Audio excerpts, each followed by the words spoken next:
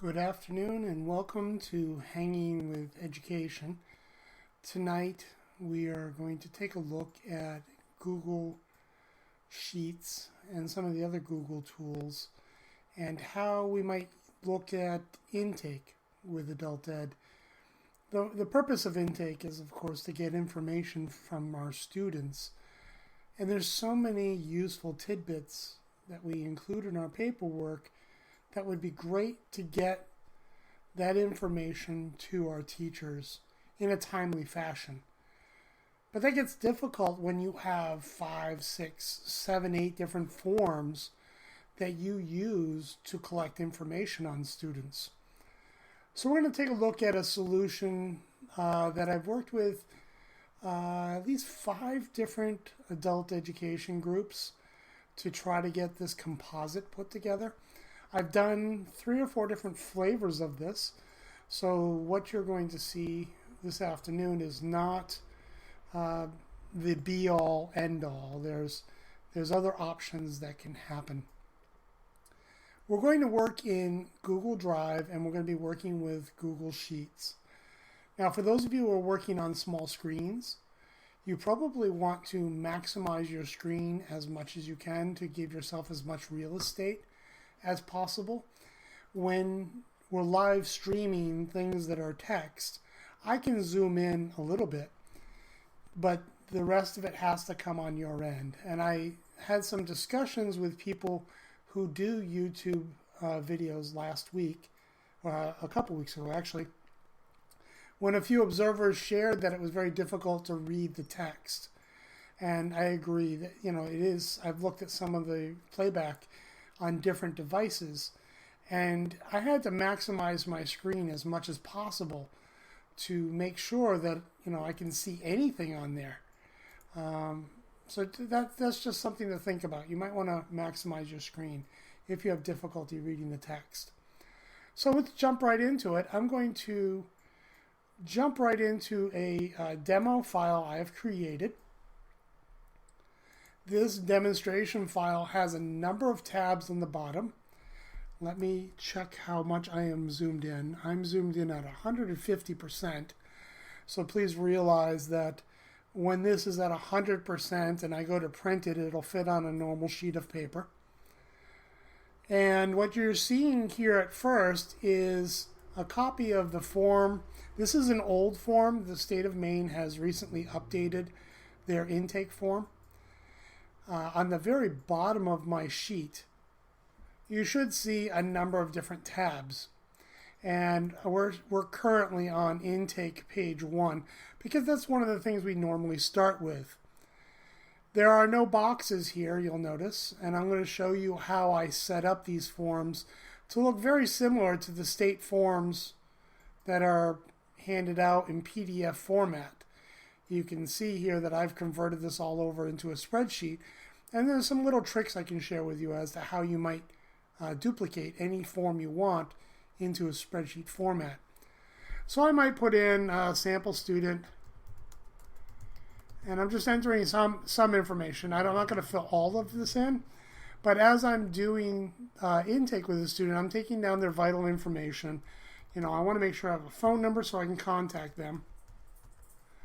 And I want to make sure I have an email, so if they have access to a smartphone or to a computer with internet access, I want to get their email address. Some email at email.com. And of course, I'd have to have a real address in here. There's a whole bunch of other information that is on this form that I really don't need to go into add all this stuff at this point, but I would if I was with a student.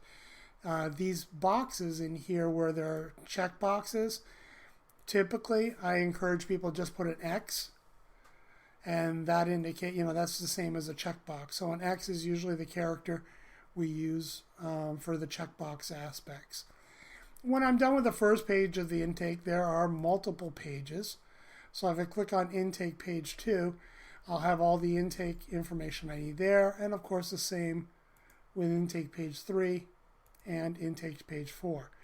Now intake page 4 on this particular form has data entry areas for the CASAS test, the pre and post CASAS test. And for this particular version, that was important because if I put a date in and a test, the series, subject, and level, all of that information was actually available in the sheet that the teacher would see. Remember, our goal is take in all the information we can, but then make sure the teacher has the concrete information they need. If I can ask the viewers who are watching in the text chat as I'm going through some of this, if you can share some of the data that you as a teacher would really want to see after an intake session, what would help you design instructional activities from that intake? So if you could just leave some comments in there, I'll read those as we get those.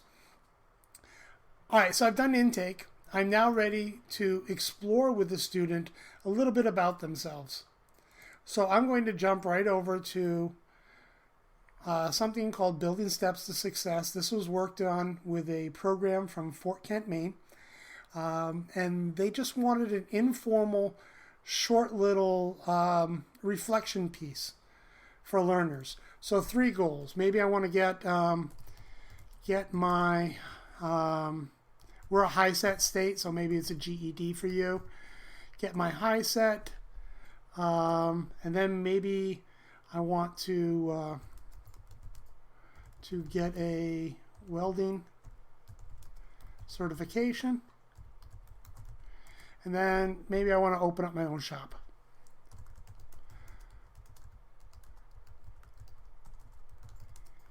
So, I'm kind of thinking about careers, and I'm thinking about what I'd like to do in adult ed, and these are 3 goals. You don't have to have 3 goals. Some learners come in and they can only think of, look, I just want to get out of high school, or I want to get my high school diploma, or I want to just get into college. They haven't thought beyond 1 or 2 goals. I like to push them to have at least a couple goals. The next session, ask them to check off any challenges that they can identify. And the purpose of this is not to concentrate on all the negatives. Because some of our learners come in and they're victims of everything. So the world's against them. Instead, I'd like to have them reflect on some challenges they think are major obstacles, and then put in some strategies that they would think of to overcome those challenges. I live in a really rural area, and transportation is a big issue for many of our learners. So I'm just going to check that off.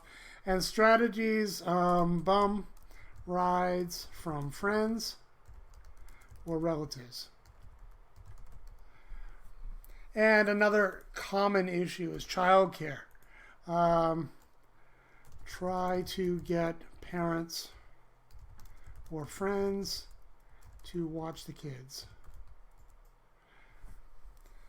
So those are 2 big ones, and maybe there's some other issues. I could click down here in other, and I can just fill in what the other is, and then put in what are my strategies to overcome that. So there is an area where they can write in their own challenge if one of their challenges that they face is not listed. This list, by the way, was generated from students. The adult ed program I was working in at the time asked a lot of students, what are your challenges? And we took notes, and the things that showed up most, those are the things we included. So it's really nice that the students helped design what kind of challenges we might put in here. I have seen some adult ed programs value this section and others not so much. So, of course, anything you use should be tailored to your program. So maybe you don't use this one, maybe you do. But in the program I was in with this particular form, they felt it was important to know, has this student received resource help in the past? Especially if they have some kind of special disability. And it might be nice to find out what kind of support that was. Knowing that ahead of time, a teacher might be able to plan more appropriate activities that the student can find some success with. Learning activities I find difficult. We've started asking learners these kind of questions open-ended. And the results were like everything. math, English, studying, waking up on time. We had all these things that were pretty vague and in general. So we wanted to narrow down some of the choices. So again, working with students, we came up with this list. This part right here, it's hard for me to speak up in class. It's funny that I have some people who hate working by themselves, other people who hate working with other people. So it's really interesting. I even had one student who clicked both of those, and I had to have a discussion. Is that really what you meant? And again, the other category comes in here as well. So maybe they're sensitive to lighting.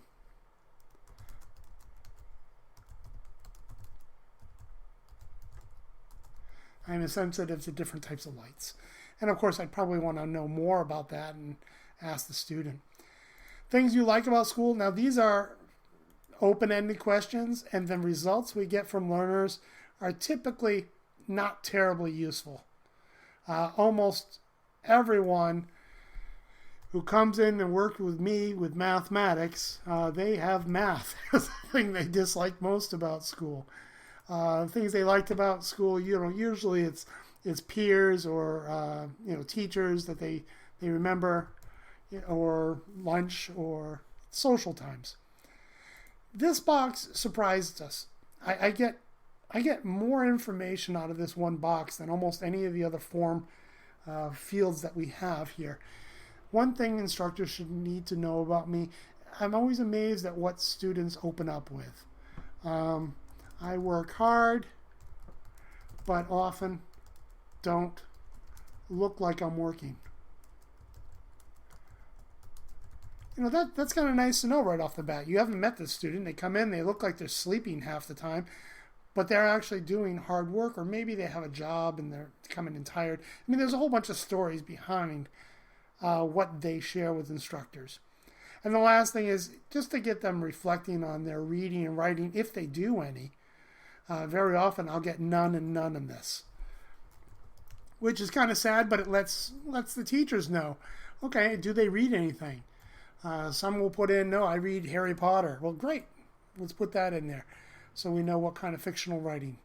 So this building steps to success, again, is just to get a reflection of why is a student coming into adult ed, and what are some of the challenges or background information that a teacher might want to know, or that the student may want to share with the teacher. From there, we'll jump to another form. And in this form, we're going to jump to a multiple intelligence survey. Now, this multiple intelligence was lifted from one of the many on the internet. I can't remember if this one's cited down below. If not, I apologize.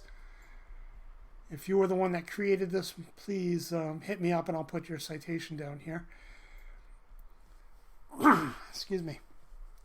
This is simply a drop-down list where they read the sentence and have to determine, is this like me, is this somewhat, or is this a lot like?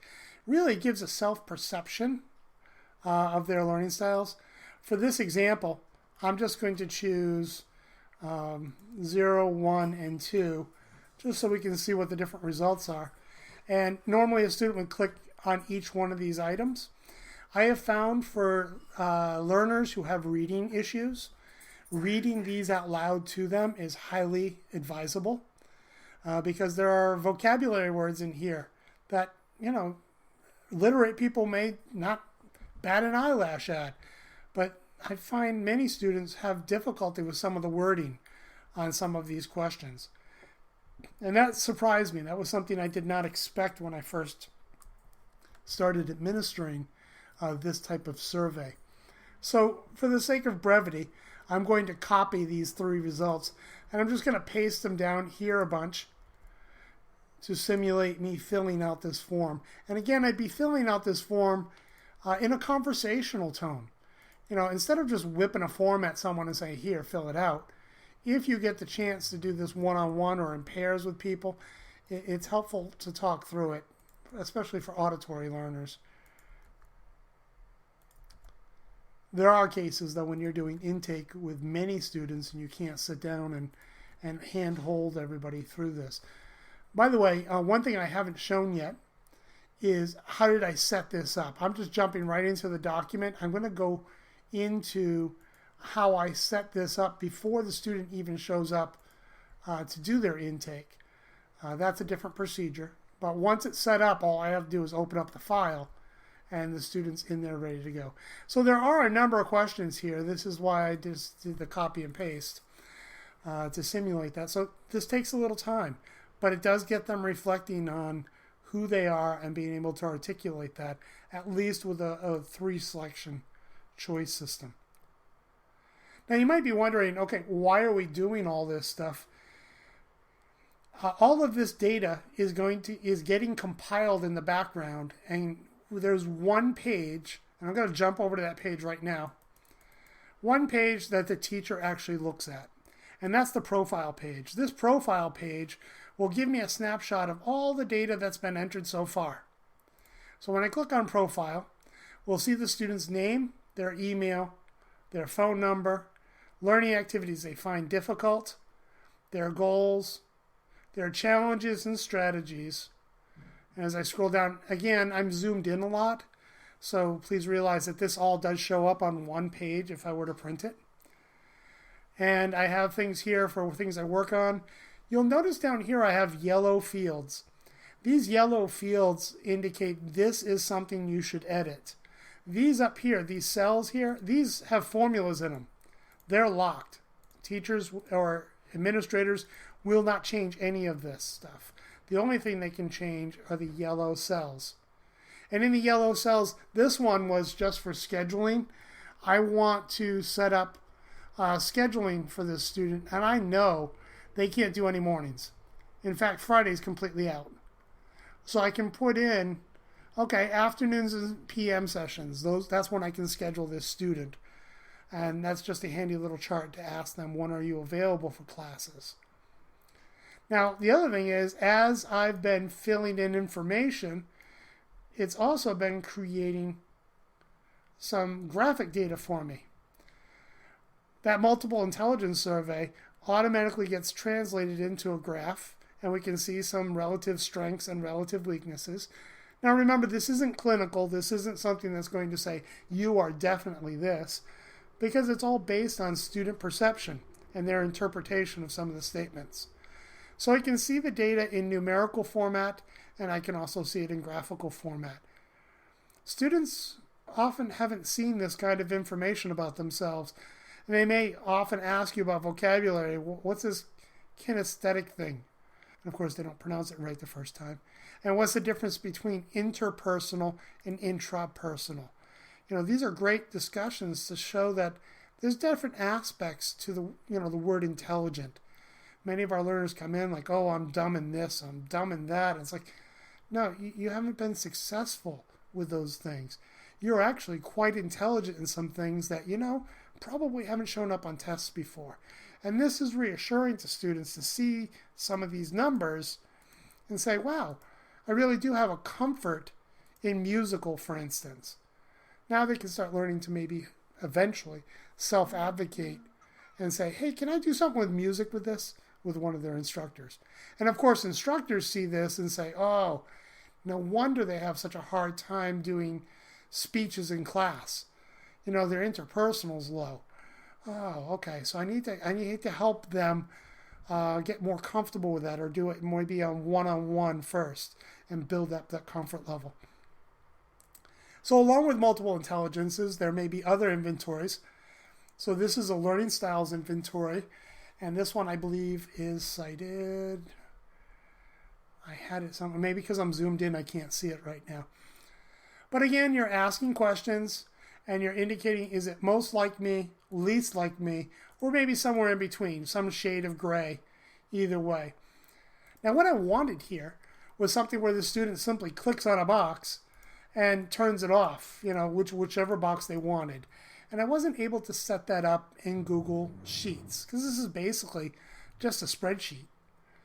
So what I had to do was pressing delete on a key, deletes the number, and it automatically gives you a green box indicating that's your selection. So maybe I'm just going to do a pattern here.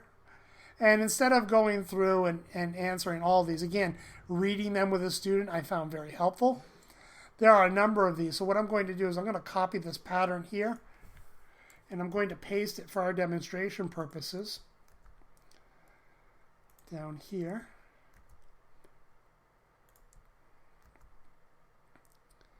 And this is going to give us an indication of what kind of learning styles might the student at least associate with most based on their responses. So again, I filled out this data. One thing to note, all the work that I've done here, just copy and paste it, this takes a lot more time with a student. You're probably not going to do it in one sitting. So it's okay to just save your work for a different period of time, come back to it, and resume later. You don't have to save anything.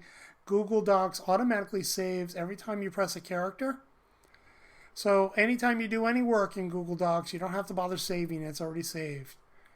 And I'll show you how we get this set up so that you don't have to worry about where is it. And the next time the student comes in, you can just pick up where you left off. So let's go back to the profile page. I click on profile.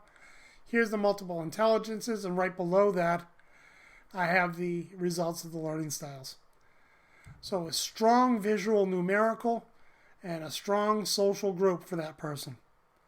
Now there is a little bit of an alignment issue here with the graph, and that's a fiddly little bit. It does bother me a little bit, but I think you get a general enough idea of which colors align with which numbers. Now, this whipping out some of this language that students may not have a clue what this is. So you'll notice these are all hyperlinks. And if you're not familiar with Google Docs or any of the Google tools, the way they work with hyperlinks is when you hover over a hyperlink, an address appears either above or below your cursor. So you'll see that above my cursor, it has an address up here. If I click on that, that'll bring me to a description. Now, I'd like to go to something I'm really weak at. Let's go social individual. So I'm going to hover my mouse over it, and I'm going to click on this. Now, this brings the student to a document, and it brings, the teacher as well if you're doing intake. And this opens a great discussion piece. And we'll take a look at this description. It tells what the student, what that indicates for the student. But I love this part.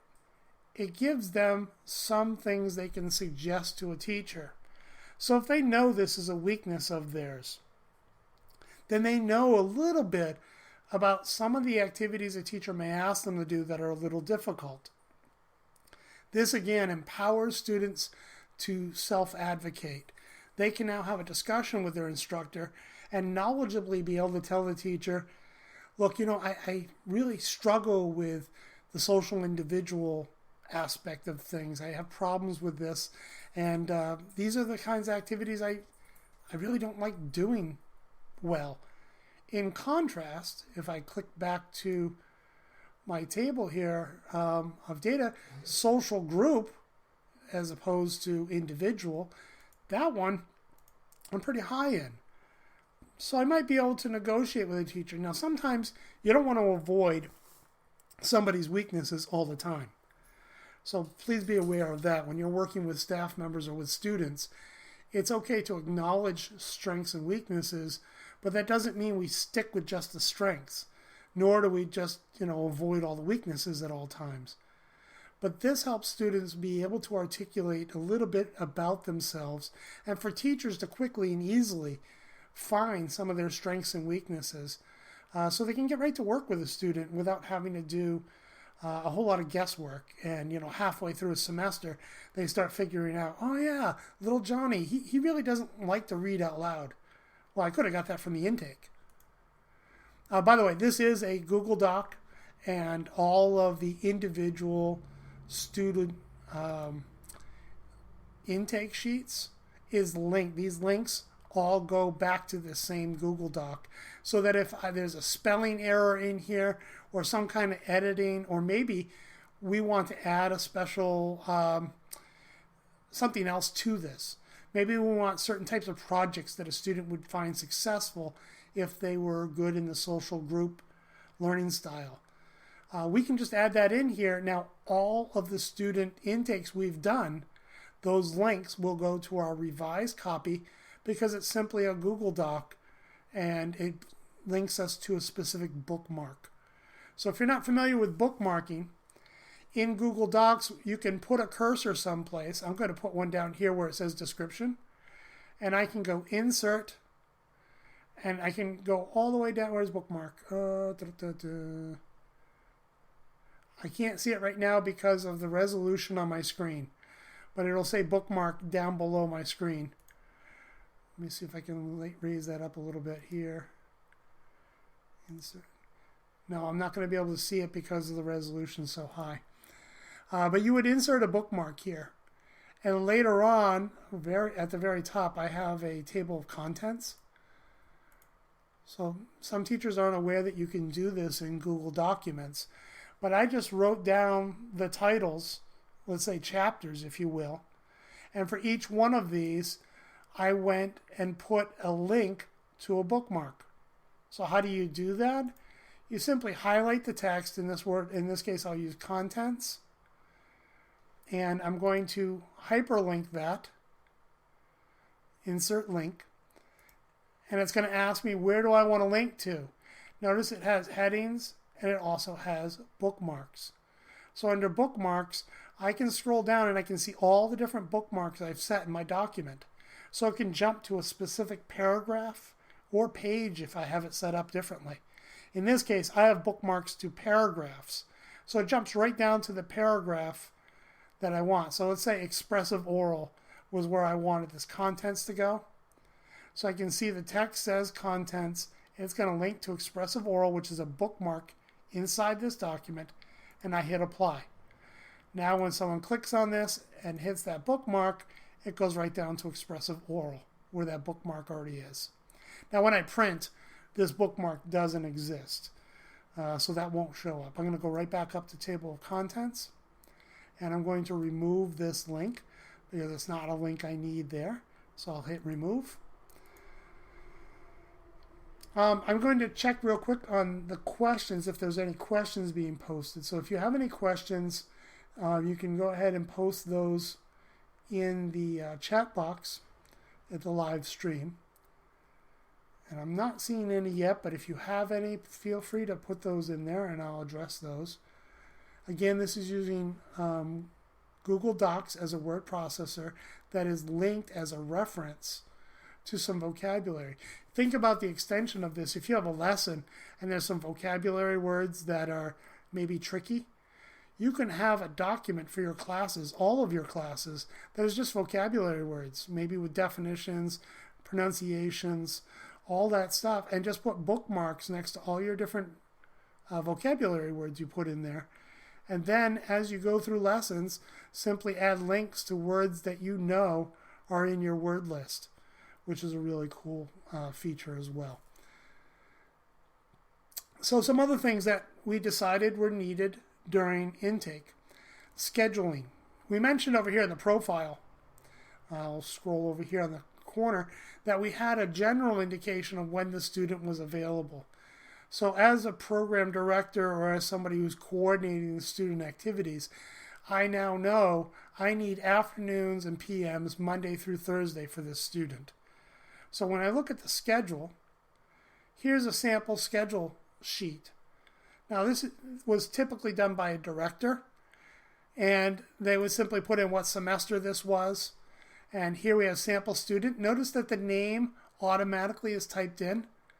One of the biggest complaints I've heard from students is, how come I have to put my name, address, social security number, all that information on every single form? Well, the nice thing about this digital one is I only put the name in once. I put it on that intake form. So once we fill in the intake, all of that data that's relevant to all the other forms is automatically added. And if you want to see how that's done, to step into the little geeky side of how things are done, this is a spreadsheet. This is just a cell. F2 is the address for this cell. Even though it extends out a few other cells, this is all considered F2. Inside that cell, you can look up here in my address bar, and I apologize because the text is probably not clear enough on the video for you to see what this says, but I'll read it out loud. It says equals. Now, anytime you put an equals, that tells the computer it's time for it to do some work. And then it says go to intake page 1, which is one of my tabs on the bottom. So right here, intake page 1. And it says go to cell G11. So just for ha-has, I'll go over to intake page 1. And I'm going to go to G11. That's right here where it says sample student. So cell G11 is sample student. So whatever I type in here, let me just change that to Ed Latham. Oh, I hit cap lock. So there's Ed Latham. Anytime I change that one name on the other sheets that reference that cell, it automatically updates. So I never type in here. I'm not going to change that at all. This is when I develop this schedule, and maybe it comes into effect in the fall semester or spring semester or at a specific date. Here's some notes that I might want my staff to know. And on the Monday block, here are some time frames. If I double click on it, it automatically gives me the different time frames that we typically have students come into a class. Now, obviously, you can type in whatever time frames you want, and it can even be a NA if it's like a lab situation where they can just walk in at any time when the lab is open. But these were the times that students traditionally came into our classes, so we would have it just so you could just double click on that and get a time. As far as what kind of program were they coming into, all of the programs were listed right here.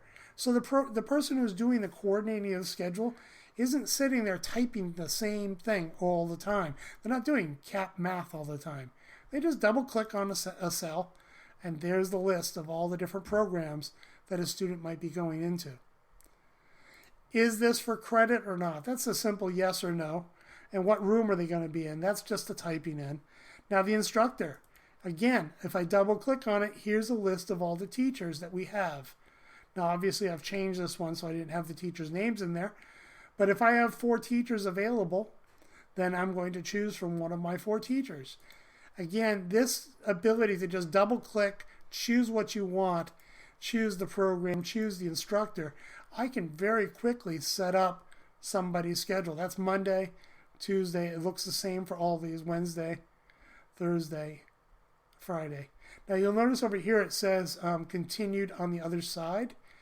That's because I set this up so that when you print, it should have a page break right here, so it'll print on 2 sides.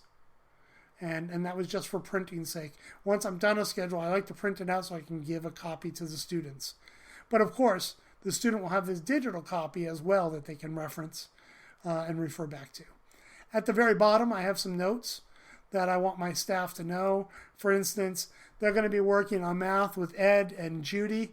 So Ed and Judy, I want you both working on the math, but Ed's going to be the one reporting it. And then maybe over here for English, I've got these 3 teachers working with the student on English, and I will note what teacher I want recording the progress for that student.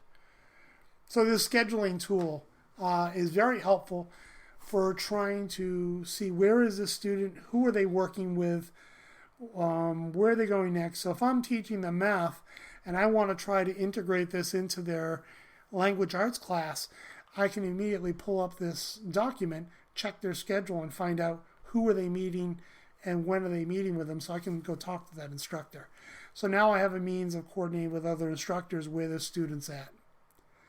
And that ties into the next piece, which is a teacher notes area. And this is a pretty simple, straightforward area. I just put in whatever today's date is. So today is 10, what are we at? 10/12. And then notes. Ed was very agitated today. He claims he did not sleep well last night.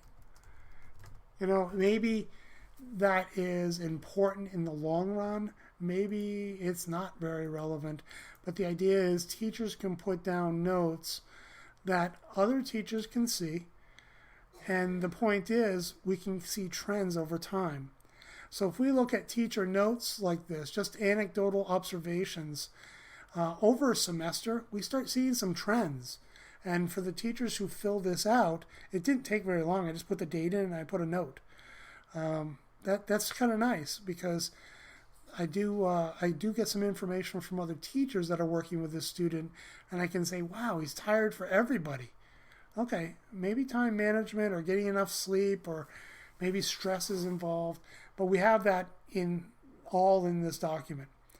So you'll notice the configuration here. I have the profile down on the bottom, teacher notes, and then the schedule so I can find it. The three things I really need are right here and available, easy for a teacher to get. So, as promised, let's set this up. I'm going to go back to my Google Drive entry, and I have many folders, so I'm not going to show you all of my folders. I've just jumped into a folder called Hanging with Education. So let's assume that's my root directory. And inside of there, I've made one folder called Student Files, where I'm going to put all of my intake students. So teachers who want to check in on a student that they have, they would open up Student Files, and all of the student files would be in here. Now, I already made a copy of this called Demo Student Profile. So when I make a copy of that, I'm going to rename that. Now, what I just did was I right-clicked on the name, Demo Student Template File, or Template Student File, and I come down here to rename. And when I rename this, I'm going to call this the student's name. And having a convention for your staff is vital, because some people will put last name, first name. Some people will just put the first name. Some people will name it all kinds of crazy stuff. So I'm going to call this intake. So the naming convention would be first name, last name, intake. And I would work with my staff members and my colleagues to make sure we're all using the same convention. If you don't take the time to do this, this gets crazy real quick, because you'll have a list of students, hundreds long, and not be able to find them. Now, what I'm going to do now with the file renamed, I'm going to click on it and drag it up here to Student Files. And you'll notice right now when I click on Student Files, there's Ed's information. Now, I'm going to have a lot of students in here. So I don't want just Ed's file just floating out here. This symbol indicates it's for a spreadsheet. I don't want it just floating out here. So I should make a folder here for Ed. And before I do the intake, I'll make a copy of this file. I'll make a folder for Ed. And that's just his name. And I'm going to put this copy of the file that's blank right now into Ed's folder. Now when Ed comes in and I'm ready to do intake, I simply open his folder. I go back to my drive, open my student files, go to Ed's folder, and right there, bam, is his intake. Now the cool thing about this is I go right back to student files. On Ed Latham's folder, and just Ed Latham's folder, not all the other students, I can right-click on Ed Latham's folder, and I can come down to Share, and share this folder with the student. This ensures that the student has access to all the intake information, so they can see what are instructors using, and what are they collecting for people. This is useful. So I'm going to just put in my address. There we go. So I'm going to share this document with me and make sure I have access to it. So this is your intake info. Now, if I have a technology comfortable student, I may put in here, please fill out what you can on the intake forms if they're fluent in spreadsheets. So they may come in here. They have access to the folder Ed Latham. This is great because now they can add in a folder inside of their work later if I want, just for their schoolwork or English work or math work. All of their stuff is in one place. And that's also helpful for teachers to look at. But for today, we're really just concentrating on intake. And the intake information, as you can see, is all here from the stuff that we filled out before. Now, one thing some programs have enjoyed adding is their testing information. When was the last time they took a CASAS test? Was it what were their score levels in English and what were they in math? So up here, this area is set up to be able to record that information. Now, with the particular copy we have here, intake page 4 is where the administrator would come in and put down the CASAS dates down here, CASAS pre and post, and whatever I put in here shows up on that first page. So I'll see the most recent test information. I have the spreadsheet automatically sort that, so the most recent test information comes into this box. So now I'm a teacher. I see this one sheet of paper. I'm going to zoom out a little bit so you can see what it looks like kind of on a one sheet basis. So all this information is available on one sheet. I can print that off and share it with the student. If I want to, I can print it off for when I go work with the student in a remote location. Or if I have access to the internet, I can just go ahead and pull this up anytime I can get to my drive. Are there any questions on this intake? I didn't see anybody share any comments as far as different pieces of intake that people may want to include. I do have some other versions available that have different formatting. Some did not like the special services received, so instead they put in other information, or they reformatted things, moved things around a little bit. Some people did not. Some people wanted a social security number up here. I didn't like that so much because there might be a few teachers who see that, and having that information right out in the open wasn't something I was comfortable with anyway. But it was their staff decision on how they chose to do that. One person has shared with me the suggestion about the multiple intelligences. There are some wonderful write-ups on the internet about what is a kinesthetic learner. What are their strengths? What are their challenges? So having these descriptors link out to some of the content, or maybe put the content in a document like I did with the learning styles, that might be helpful, and that would be something to include. So let's talk a little bit about the next week, what I'd like to do next week, and I'd love to hear other people's examples. If you have examples you want to share with other people of what you use for intake, or how you can streamline the intake, particularly using the Google set of tools here, I'd love to have you as a co-presenter next week, and you can contact me and we can work out the technicalities of how that's set up. Basically what we would do is we would join a Google Hangout together, and I would just be recording the Hangout on my end and let you lead the show as you demonstrate some of the tools and things you use for intake. Because there is no one size fits all. Every program, every state may have different things they like to include in their intake process. But in the programs I've worked in, it's been really vital that the teachers get some of this information in as timely a fashion as possible. Because the alternative was, when we designed all of these pages, the intake pages, the multiple intelligences, the learning styles, all of these were designed as individual digital forms. So if I wanted to know information on a student, I had 1, 2, 3, 4, if we count the schedule, that's 5. I had 5 different documents to look up to try to figure out one piece of information I needed about a student. And then I had to remember, well, what kind of information was on each form? Well, if I never made the form, remembering which form had which data was such a pain in the rear, where we said, oh, yay, we digitized everything, but now I got to dig through all these digital files to find something.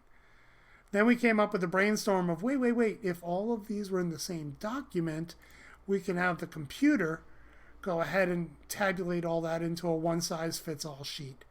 And the staff cheered, there was much merriment, and everybody was very happy.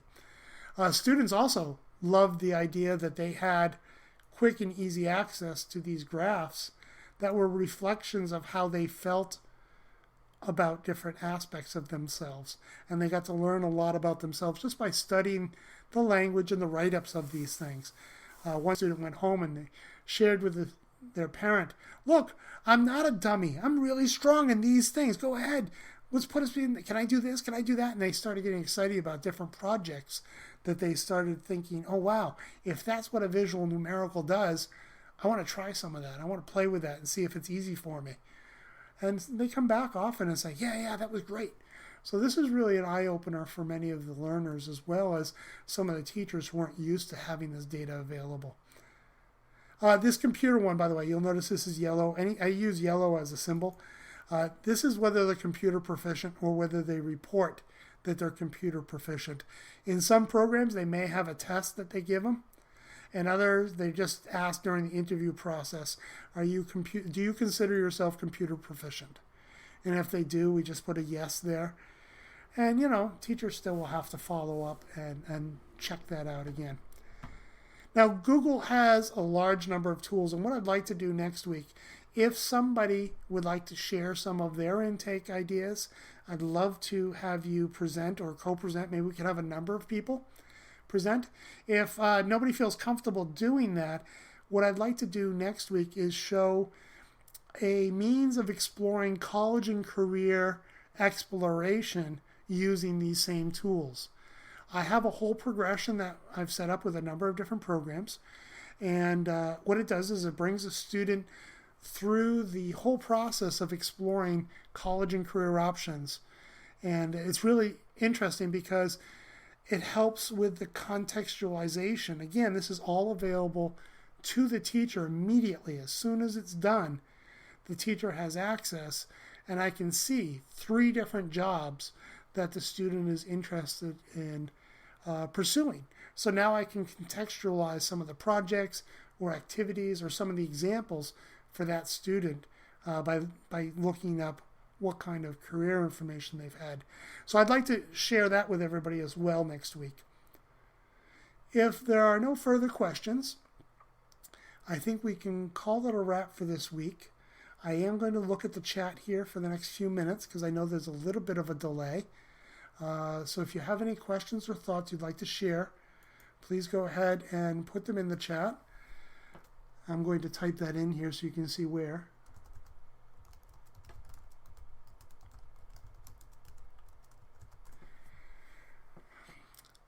I will also, I just typed that on the side screen. You don't see that on the screen right now, but if you have the live feed open, you'll see that.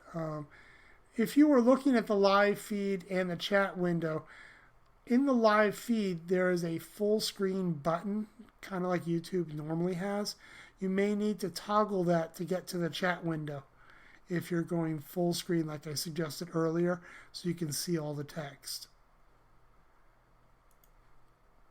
I will remind you that you can always go to 5squared.us.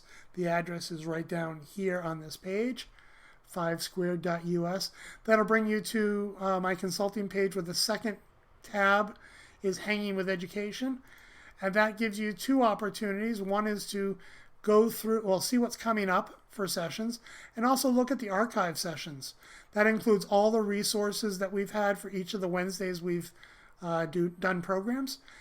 And you also have a form over here on the right-hand side, so you can share a different form if you wish.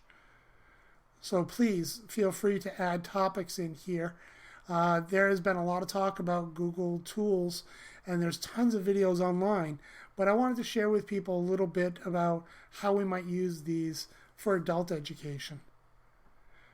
Oh, I just thought of one other thing before people take off.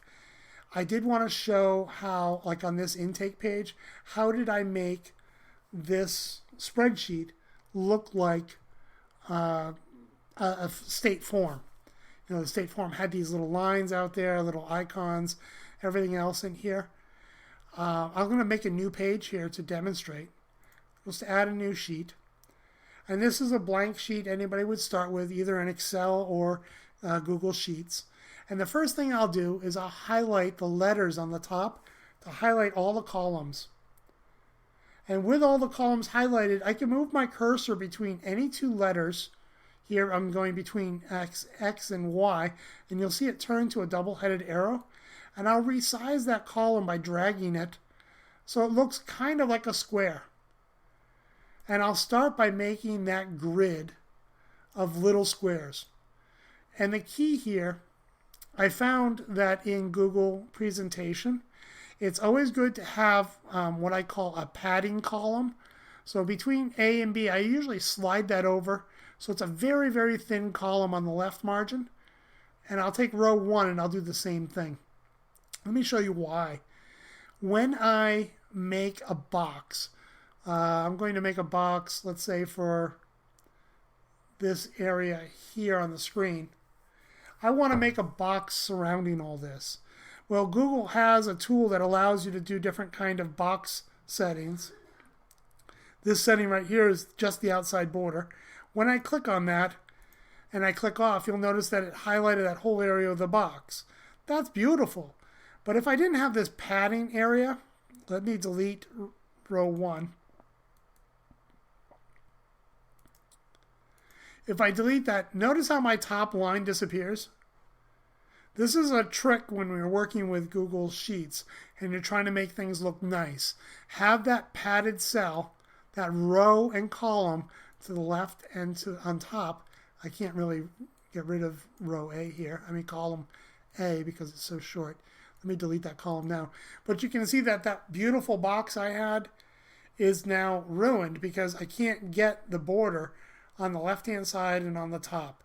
Likewise, notice over here I left a column that's going to be a padded space afterwards, just so I can have a right-hand margin, if you will. So you might think of this as a page margin. I'm going to undo those activities right now so I can get that back.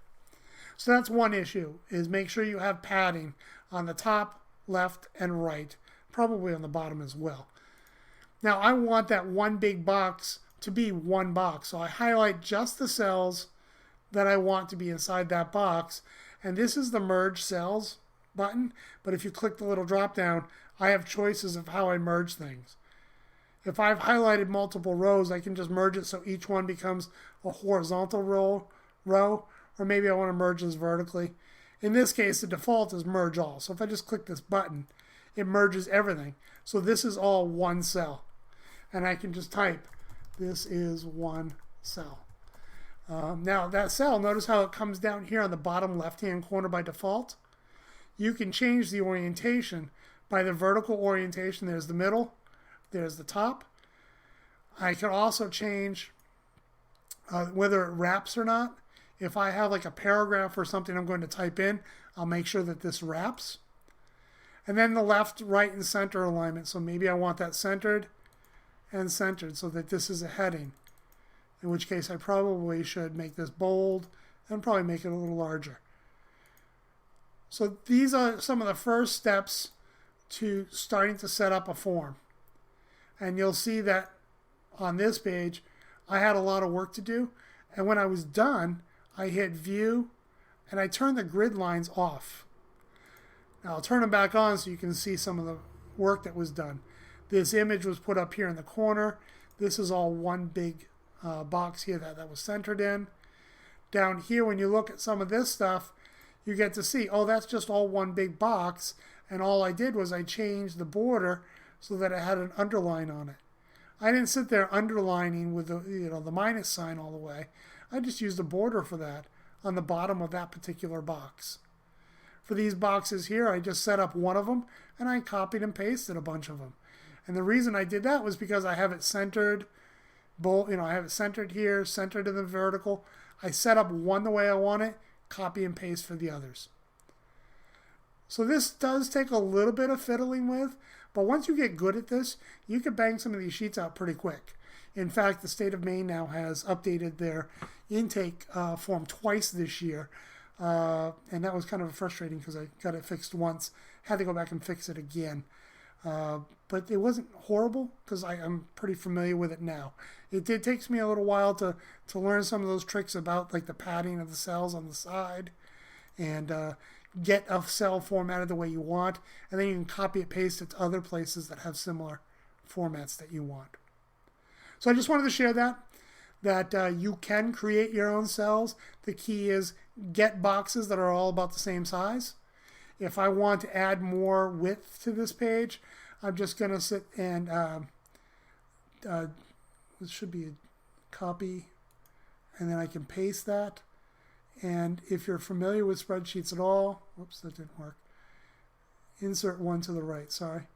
I'm going to insert one to the right. Now if I highlight two cells, columns, and I hit insert two to the right or left, I can now get 4. You can quickly start exponentially adding more and more columns by simply highlighting more and more columns that you want to add.